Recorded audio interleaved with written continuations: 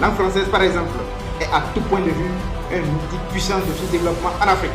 Je me répète, le français est un puissant outil de sous-développement.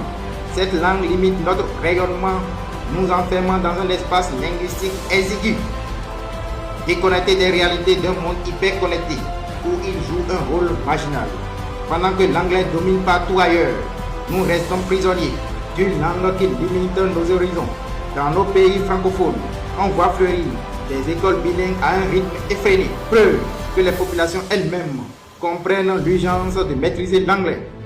Pendant ce temps, dans les pays anglophones, les Anglais n'ont rien à cirer de la langue française. Combien de carrières ont été brisées ou de rêves avortés à cause de cette barrière linguistique? Combien de jeunes Africains francophones ont passé des années à étudier, à apprendre une langue qui n'a aucune valeur réelle sur le marché international? Même en France, le berceau de cette langue, le français ne suffit plus. Maîtriser l'anglais est indispensable pour accéder à des postes stratégiques. Lorsque le président français s'entretient avec son homologue américain, la discussion se fait en anglais. C'est un fait. Pareil avec ses homologues britanniques et autres, ses dirigeants ont tout fait du français. Les Français, eux, n'ont pas oublié ce qui signifie l'humiliation linguistique. Quand, pendant la Seconde Guerre mondiale, leur pays était au bord de l'effondrement, que les troupes allemandes occupaient Paris et que le général de Gaulle se tenait plus sur l'espoir, ce sont les soldats américains qui sont venus prêter main forte. Et les Américains, pragmatiques, directs, sans filtre, leur rappellent encore aujourd'hui: sans nous, vous parleriez allemand. Cette phrase, les Français ne la supportent pas.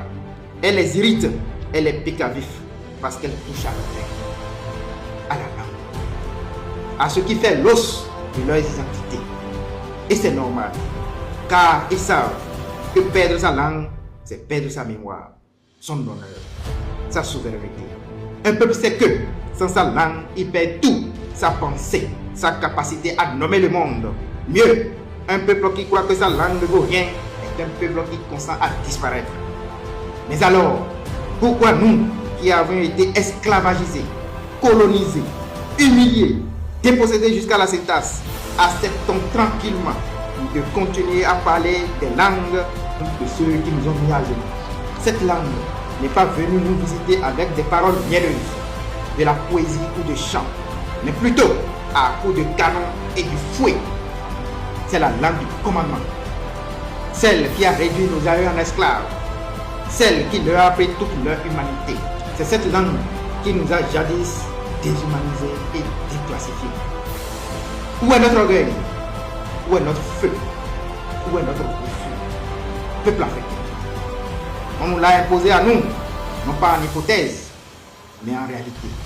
Nous avons été contraints de parler d'amour, de révolution, de foi, de justice dans des langues qui n'ont pas été conçues pour nous sauver. On nous a appris à prier dans une langue étrangère, à jurer fidélité dans une langue étrangère, à rêver dans une langue étrangère.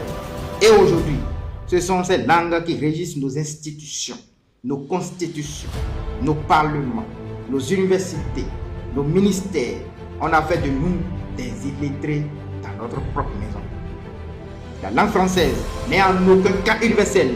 Elle est pour les Français, rien de plus, rien de moins, ce que le Wolof est pour les Sénégalais. Leur patrimoine culturel. Terminé. Le chinois parle chinois, le français parle français, le russe parle russe, l'anglais parle anglais, le japonais parle japonais, ainsi de suite. Et pourtant, ils ne se dissocient en rien. Ils se développent tous, ils se comprennent, ils signent des accords, et ils font des partenariats, etc. Et l'Africain, il faut donc impérativement répudier le français, l'écraser et l'éjecter définitivement dans la poubelle des histoires oubliées, et enfin rebattre les cadres linguistiques pour un nouveau règlement. Nous devons tourner nos regards vers nos propres trésors culturels et linguistiques. Nous en avions plus de 1000, toutes aussi riches, universelles les unes comme les autres.